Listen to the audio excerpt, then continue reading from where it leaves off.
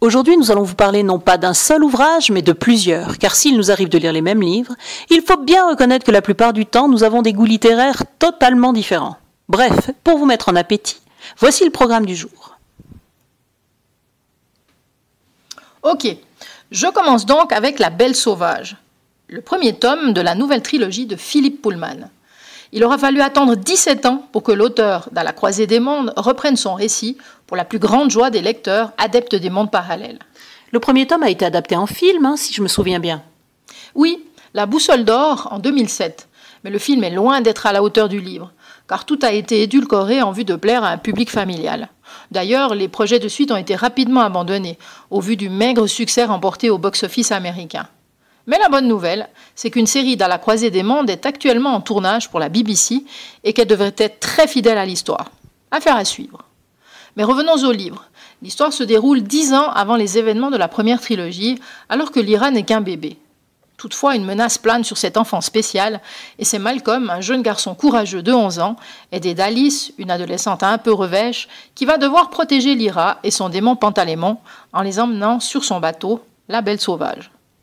Dans cette nouvelle trilogie, intitulée Le Livre de la Poussière, il faut avouer que l'histoire est longue à démarrer. Mais on replonge avec plaisir dans l'univers et les lieux de la première trilogie. Au fil de l'histoire, Pullman traite de thèmes plutôt inquiétants, tels que les catastrophes naturelles, l'intégrisme religieux ou la délation. Mais les deux héros rencontrent aussi des créatures étonnantes, parfois bienveillantes. Ma grande frustration est de ne pouvoir lire immédiatement la suite, prévue pour le printemps 2019, et qui cette fois se déroulera 10 ans après la première trilogie, avec une Lyra désormais jeune adulte. Voilà, à ton tour. Ok, petite devinette, à qui sont ces mots? Ils me disent surréaliste, mais je ne le suis pas. Je n'ai jamais peint de rêve, mais ma propre réalité. Magritte. Non. Dali. Miro.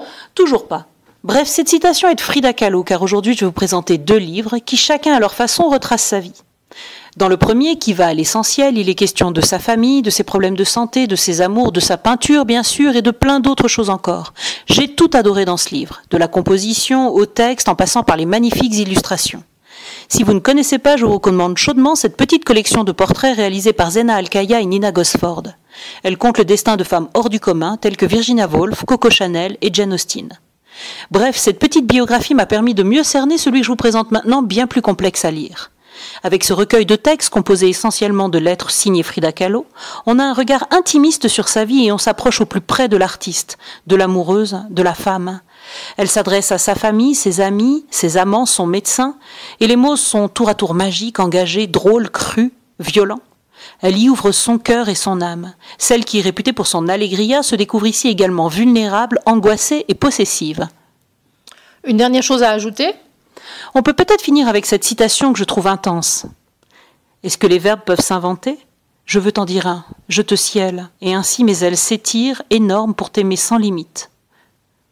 Allez, pour le dernier, on passe à toute autre chose avec Les Légendes de la Garde, une série de comics américaines d'heroic fantasy, écrite et dessinée par David Petersen.